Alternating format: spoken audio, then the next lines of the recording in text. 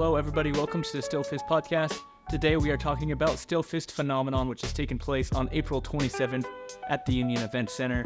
Our first fight of the night, we're going to kick off with a Muay Thai match. Coming in, we have Dalton Adesco from Fight City up against Chase the Surgeon Thompson out of the dojo. So Fight City, I do know a little bit about those guys. I really enjoy training with them from time to time. I've gone up there and gotten some sparring rounds in with them. I'm a big fan of all their team. Dalton, I don't know anything about personally, so I'm expecting him to show up with a pretty decent skill set. He is coming in against Chase the Surgeon Thompson, who's 1-0. He won his debut back in January, where really for the duration of the fight, he was putting on the pressure and just kind of bullying his opponent, able to close the range. It wasn't the most technically sound fight that I had seen, but he's got that toughness and the grit to him to be able to get in there and shut down the fight, or shut down his opponent at the time was a lot taller than him, and he was able to just close the distance and maintain, make the fight his own. So I'm kind of expecting a little bit more of that. He has also changed teams. Now he's part of the dojo, and I'm a big fan of their striking as well. They use the Bing Muay Thai system, and he's going to come in and hopefully look a little bit more technically clean, as well as carrying in the toughness and grit that he used in his last fight. I'm excited to see how he's going to show up. Great way to kick off the night. Our second match of the night, we have 2-0 Jacob Baird out of Empower coming in against debut from Fight City, Fernando Rios. Here's another Fight City guy. They seem to be kind of stacked throughout this entire card. He trains with Brian Miller, Julian Plaza, who's a phenomenal striker, and also Carlos Reese, who's on this card later. So personally, been at Fight City a couple times. Don't know anything about Fernando, but he's got a solid team behind him. Jacob Baird out of Empower. We already knew he was really good, but I was super impressed yesterday when I was able to go out there and train with him. He's only been training for about a year, but he looks phenomenal. His kicks are amazing. He's super strong in the clinch, and he's doing really well. 2-0, and I think his last fight was against another Fight City guy where he was able to finish him by leg kicks. So Fernando's going to come in and try and get revenge on his teammate up against Jacob. So I'm always excited to see Jacob perform, and he's got a tough opponent coming out of Fight City. All right, then we go to the third match of the night. We have Carlos Reese out of Fight City, who we have seen before. He is 2-0, coming in against myself out of Empower Fitness and MMA. This is my Muay Thai debut. I have quite a few MMA fights, and I definitely prefer to be in the stand-up. But Muay Thai is a little bit different than MMA striking, so we'll see how I'm going to hold up in dealing with somebody who is undefeated as a Muay Thai fighter in Carlos Reese. He's one of my favorite fighters to watch, just even personality-wise in his style, and personality-wise in his post-speech. He's a really fun guy, so I'm excited for this match to go down. He has the technical ability, he has the ability to brawl with you, and he has the ability to go the distance.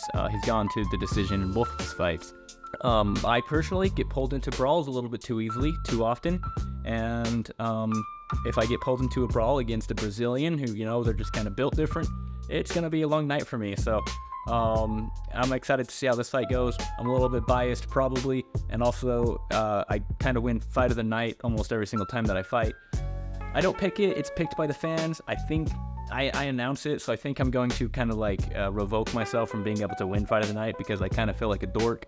But this is probably going to be fight of the night, just so you guys know. So just keep that in mind. Watch this fight. It'll be fun. I'm excited for it.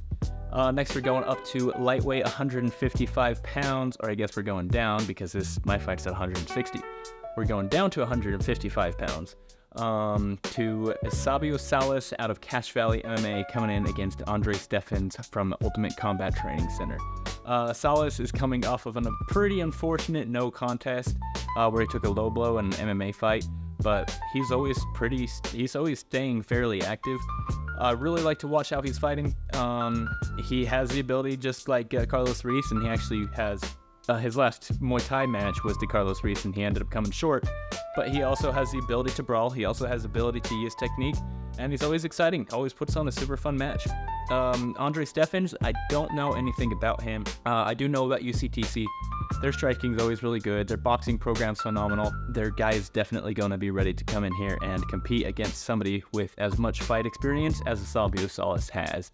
So I'm looking forward to this match as well. Then we are going on to our last kickboxing match of the night. We have Brandon Bozeman out of One Hit MMA coming in against Ezekiel Kikino. Brandon Bozeman just lost his recent MMA match, and now he's coming back into kickboxing. Hope to see him do some more MMA in the future, but for now, this is his focus. He stands at 6'4". He is very tall, and he's really good at using his range in the kickboxing matches that he's had. Ezekiel Kikino, I also really like to watch this guy fight. He's coming off of a fight of the night. I think that was back in January.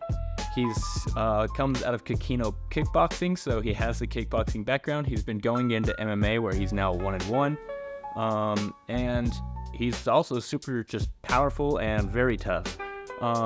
He stands at 6 feet tall, which generally, if you have sparring partners 6 feet tall, you're pretty much taller than mostly everybody.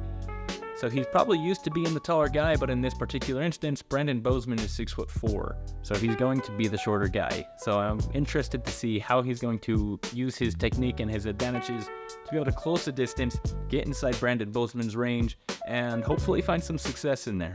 Moving on, we have Hunter Garcia out of One Hit MMA coming in against John Smith. Hunter Garcia, he is the brother of the current 155 champion, Amin Garcia, so he's getting some phenomenal training with the guys out there in One Hit. We saw him come and make his debut last year, where he had a very one-sided victory and was able to shut out the fight within the first round, and just keeps on improving from there. John Smith, who has a record of 2-9, but he's always stepping in there. Short notice, no notice at all, he's ready to fight. This is another fight at 155 pounds. Looking over his record, 6 of his 9 losses were to people who I consider to be fighting at the top championship level. He is fighting the toughest guys that there are in the state constantly. He has his skill set, and he's always just ready to fight, and I'm excited to see how he's going to come in. With Hunter Garcia, currently undefeated and training with Amin Garcia and all the other guys that they got over there at One Hit. And then we have John Smith, who's been in the cage with some of the best guys in the state. It'll be very interesting to see how these guys are going to perform against each other in this match. So this one is another fun one to be watching out for. They're at featherweight, so you know for sure that I'm going to be paying a lot of attention to these guys. All right, next we have bantamweight 1-0 Solensi Rapone. I hope I say your name right. He's coming out of Fight City as well, and he's coming in against Steven Dotson from Westside Jiu-Jitsu and Boxing. Pone, he had a debut, I think it was back in January. Pretty exciting, but it ended up coming to a stop pretty quickly. He was throwing with a lot of heat, a lot of aggression, and marching forward and trying to make it his fight, which, you know, he kind of looks like more of a brawler. He just ended up getting caught by a check hook, which dropped him clean, and his opponent was able to end the fight. Steven Dotson, Westside Jiu-Jitsu and Boxing, I actually don't know anything about them. Couldn't find anything about him on social media, but it'll be interesting to see how these guys are going to match up and how this fight's going to go, especially with Rapone coming off of a loss. I'm excited to see if he's made the adjustments that he needs to, or how the loss is going to affect him mentally coming into this match. All right, then we go to 205 pounds at light heavyweight. We have 1-2 Jesus Avina out of One Hit MMA coming in against 1-1 Richard Mendoza out of Brute Force. Jesus Avina, in his fight against Caden Bentley, he proves that he's able to stand and bang. He's able to, he's very tough and able to stand in there. He just seemed to get a little bit fatigued and then end up getting taken down and submitted. In his fight against Chao Wing, who was later on the fight, he was doing really well and very quickly got the fight to the ground, was able to maintain top control and finishing out the fight. He has the capabilities to go everywhere. He is coming off of a loss to Caden Bentley, and we're excited to see him back. He's been away for a little bit over a year, so hopefully in that time he's going to make the adjustments that he's needed to make. Then we have Richard Mendoza, where he trains with Marcus Hagford, who we saw him back in January. Benjamin Franklin, we saw him on the last card, and Mason Hansen, who was also on that last card. So he's got really active teammates who are competing in jiu-jitsu tournaments and in MMA, and so he has active teammates. I think I have seen him least of everybody being active, but he's at least been in the training room with them, improving himself. We haven't seen very much from him because the only footage we have, he ended up getting finished within the first round pretty quickly. So I'm sure he's gone back and made the adjustments that he needed to come in and give us a great fight on April 27th. Lots of unanswered questions about him, a few unanswered questions about Jesus Avina, about how he's going to look after being away for a year and 4 months. And then we are moving up to middleweight at 185 pounds. We have Chow Wing at 33 years old.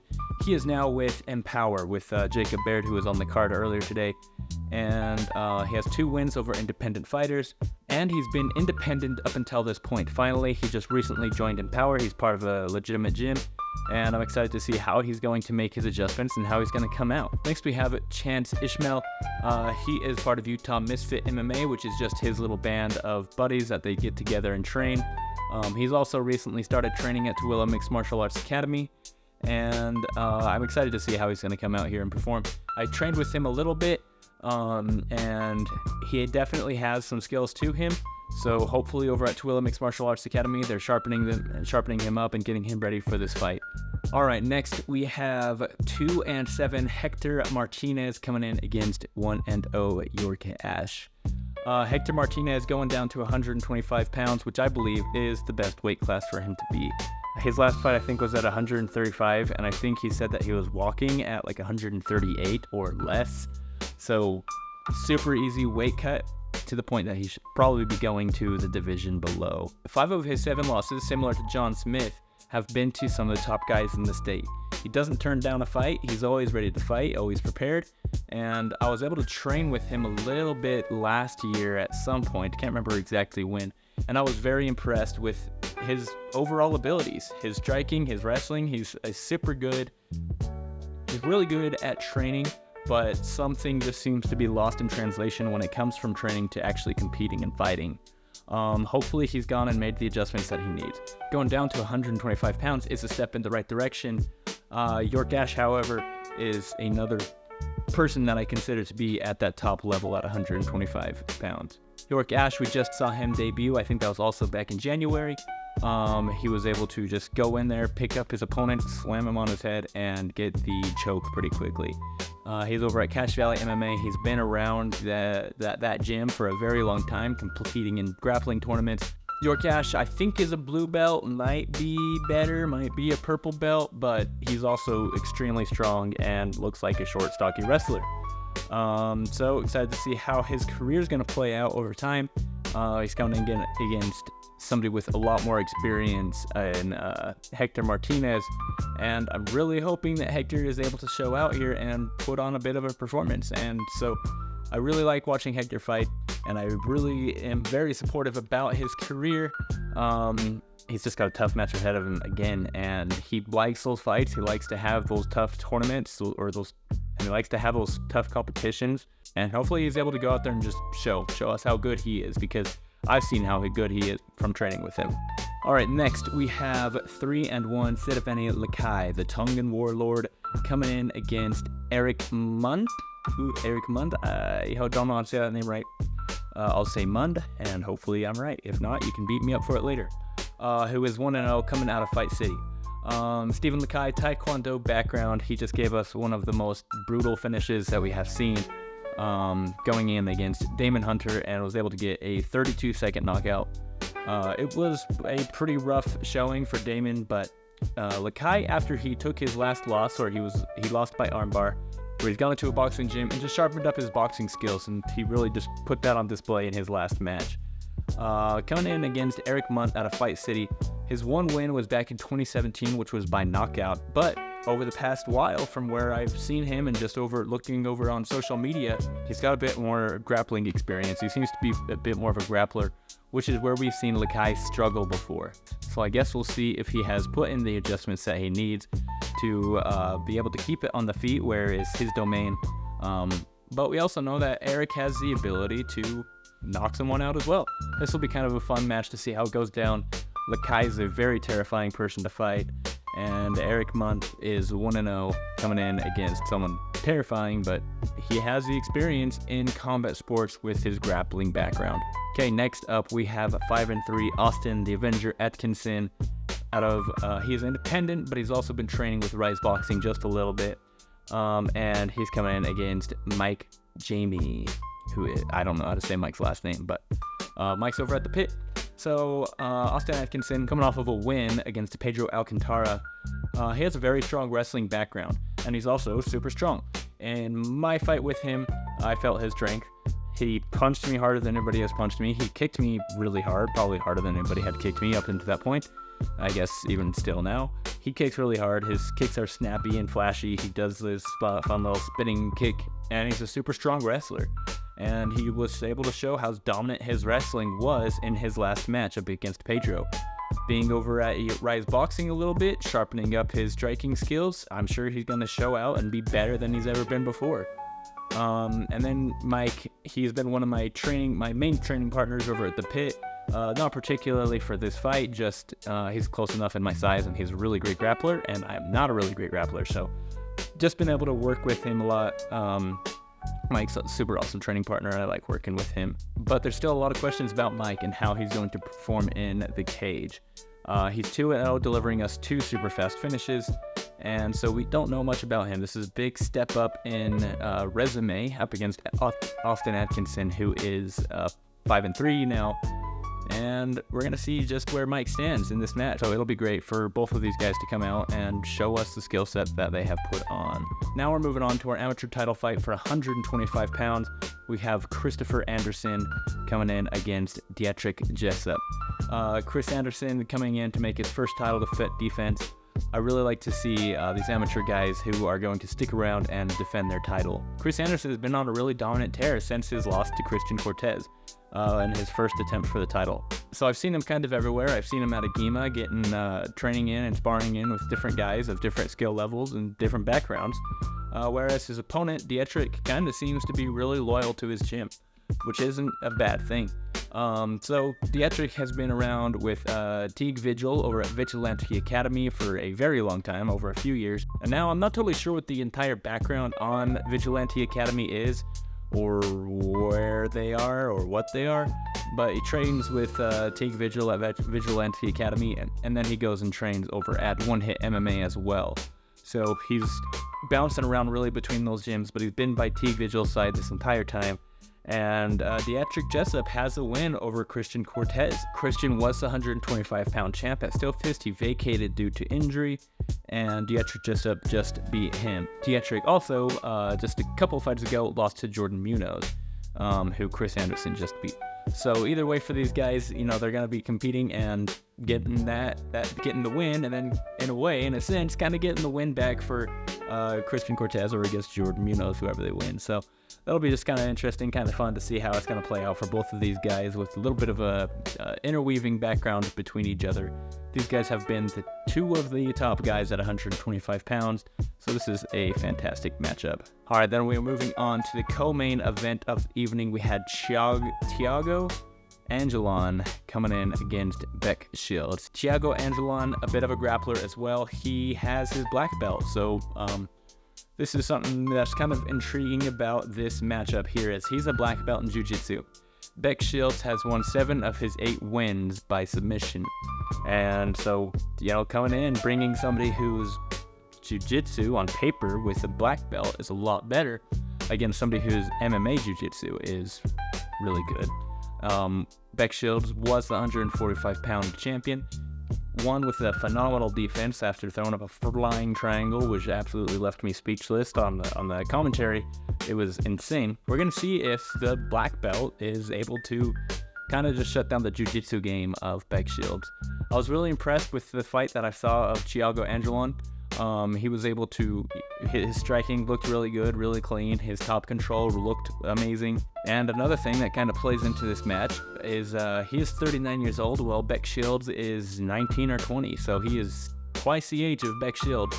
But we're going to see if that plays off in youth is going to be the advantage here, or if the amount of experience in just grappling situations and combat training and stuff that Thiago has is going to be what is more important here. Beck Shield striking is super fast and really flashy. The head kicks that he throws are over super quick. His punches are super fast. Like, everything he does is really quick, even into throwing up submissions. So his youth is going to have an advantage there, where he has the speed, whereas Thiago, having the black belt, might have a bit more of the experience. Bechfeld's coming in and making his debut. He has been competing also for a very long time. I think his record was 8-5 when he decided to go pro, but that is 8-5 in sanctioned bouts, because in Wyoming, they're not always sanctioned. They can go and do whatever the heck they want. And I think he's also from Mississippi, where it's also kind of, redneck, I guess, in a sense. So, Bechfeldt has a ton of fighting experience as well. Can't wait to see how this one's going to play out. And now time for our main event. We have Rusty Rip Pearson. He is 39 years old. Oh, and he's out of Roots Combat, which I don't really know anything about. He's a multiple-time state champion wrestler. He held a few Greco-Roman titles as well, so he's got a very great wrestling background, and he's coming back for the first time in almost 10 years. He said that he had stepped away from competing because of his kids, but he's never stepped away from training, and he's been training hard over the past 10 years to just improve his game overall. Justin McDonald, with an amateur record of 7-1 and a professional record of 2-0, Justin's always been a fantastic wrestler, wrestled throughout most of his youth, and we generally know what we're going to expect when it comes to a Justin McDonald fight, is he's going to take you down and smash you. In his career of having 11 fights, he's only ever lost 2 of them, and one of them was his professional debut. So I'm expecting that, he's really showed us that he's made the adjustments that he needs to, coming in against another striker in his last match and being able to shut it down pretty quickly. I'm excited to see how he's going to go up against another wrestler in Rusty Pearson's. So this is a great matchup for both of these guys. And as far as I know, this is going to be the most experienced grappler, at least as far as the wrestling goes, the most experienced wrestler that Justin McDonald has ever fought. So overall, fantastic card. Cannot wait for it. That is April 27th, Steelfist Phenomenon, taking place at the Union Event Center. Reach out to the fighters to get tickets, and I will see you all there.